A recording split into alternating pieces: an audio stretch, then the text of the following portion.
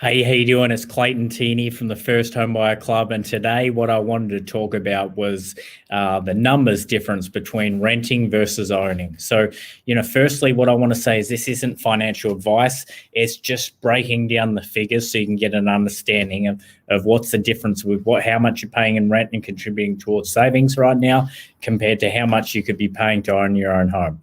Now, the second thing is if I'm out by a couple of dollars, don't kill me, right? It's just an average. Now, it's not going to be $100 out, but if it's a couple of dollars out with the figures, again, don't come back to me and kill me. It's just a guide to get you in the understanding of, is now the right time to own a home, or should you push it back till later? Now, it's not the right time to own a home for everyone.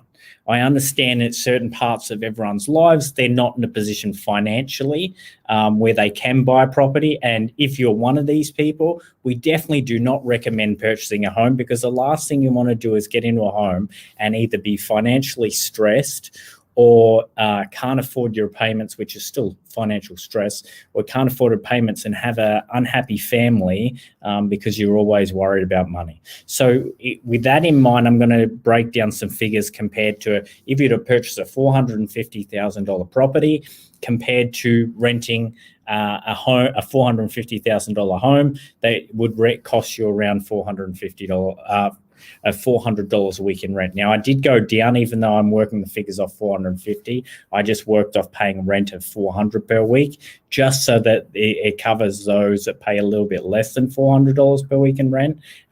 If you pay more, obviously, you can know on the back of your mind that there's another buffer on top. So I've written most of the info on the whiteboard just to my right. So I'm just going to turn the screen now so that we can work through these figures and show you what I've done. Now, it may be a little bit hard to see all the figures, but I'll break them down one by one. So on the left-hand side, as you can see here, again, what I've discussed, if you were to purchase a $450,000 home. Now, what I'm taking into consideration is you're a first home buyer. If you're lucky enough at the moment, you can apply for the loan deposit scheme. We've got clients at the moment applying for it. It's commonly known as the low deposit scheme, but it's called the loan deposit scheme. The government will back the last 15% of your deposit. So you only need to provide 5%, and then you avoid mortgage insurance. So we got the $15,000. We got the no mortgage insurance in these figures. What I haven't factored in is if you're an Australian citizen on top of that, you get another $25,000 off the government. Still to this point, it hasn't been disclosed exactly when it's paid.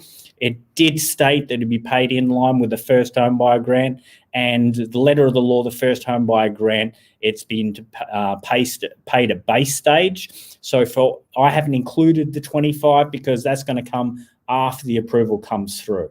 Now, what I would love, if you are one of these Australian citizens that does get the 25, we either put it back in the mortgage or back in the offset account so that you can reduce that mortgage and save a lot of interest in the meantime. But at the end of the day, this is your money, not mine, and I'm not going to tell you how to spend it, just how to save money and get it lasting and working for you better off.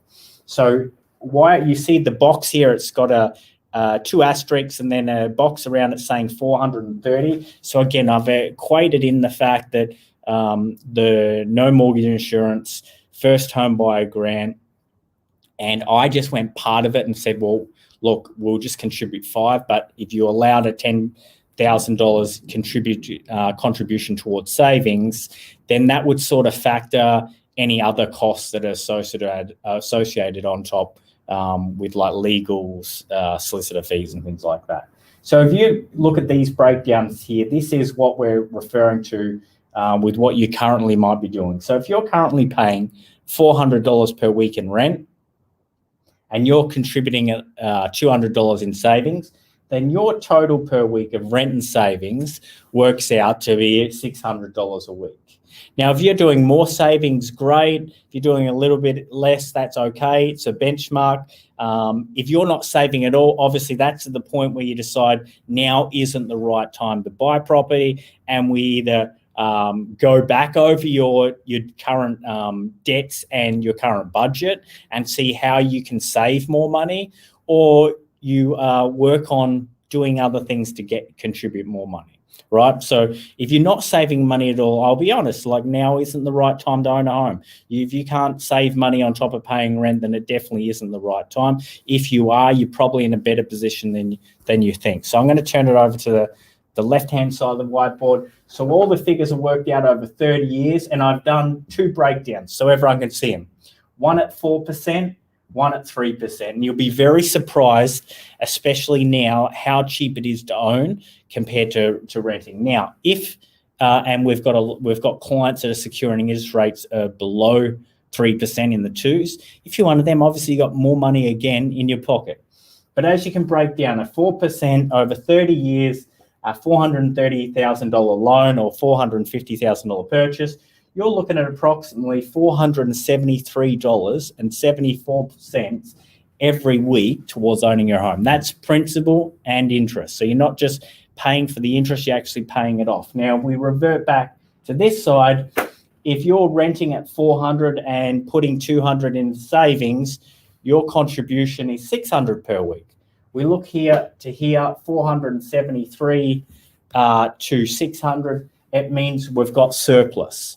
Now, what I haven't spoke about, if you own a home, you've got to have other ownership costs that are associated with it, rates, water, insurance. Again, don't kill me for a couple of dollars out.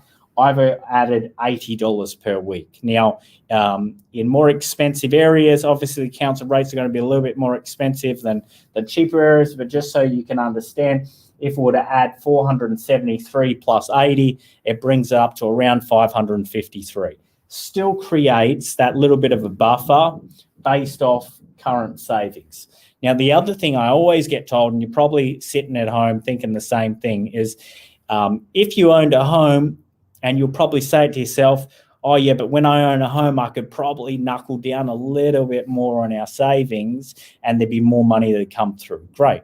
Because if you actually can contribute a little bit more, what we're going to do is start putting extra money into your offset account and helping you pay off that home faster.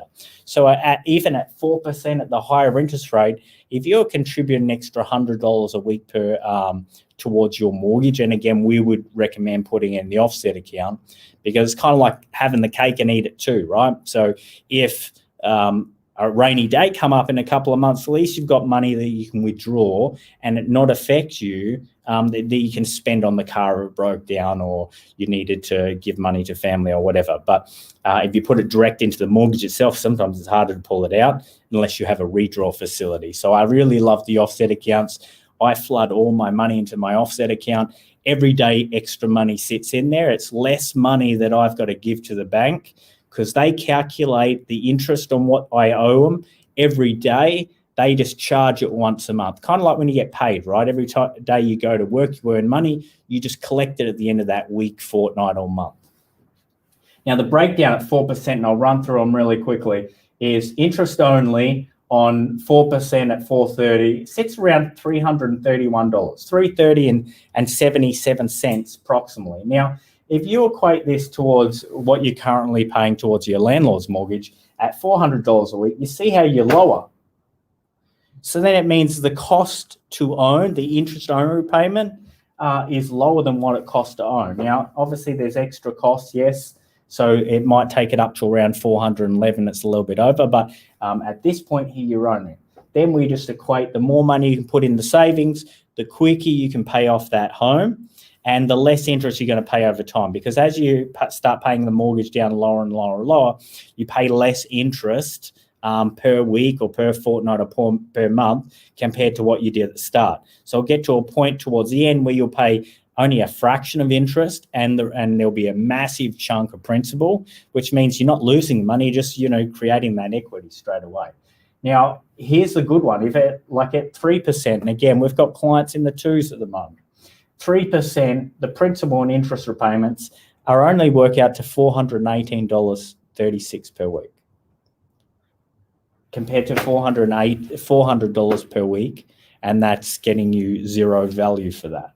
Now, obviously, we add rates, water, insurance, and again, it takes it up to nearly 500. Means that there's the surplus of $100 a week you're able to contribute without even changing a thing to your mortgage. Now, what I would love is, when you do get in your home, we really work through the budget and see how much you can save, because an extra 100 or 200 a week on top of that, so 200 plus extra a week, and we're going to put in the offset account, but that could be the difference between you paying off a 30-year mortgage in, say, 15 or 20 years, depending on the purchase price and how much it costs. So, makes a huge difference. And here's the thing: if you can live your life and be mortgage free in 15 years, it means that you can make a lot more choices moving forward that you wouldn't have had the ability to do if you're still paying the bare minimum in a mortgage itself. Now, like anything, savings and budget is just creating new habits. And once those habits are in place, everything else becomes really easy.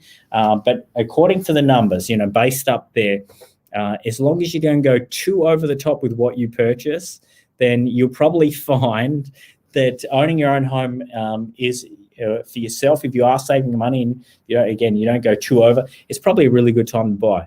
Now, like anything, we're all in a comfort bubble. So you could be paying $400, maybe $500 or even $600 per week in rent. And your concern is, but I know I can do the rent all the time. What about if mortgages cost more, if a home costs more? Why don't you just start asking some questions?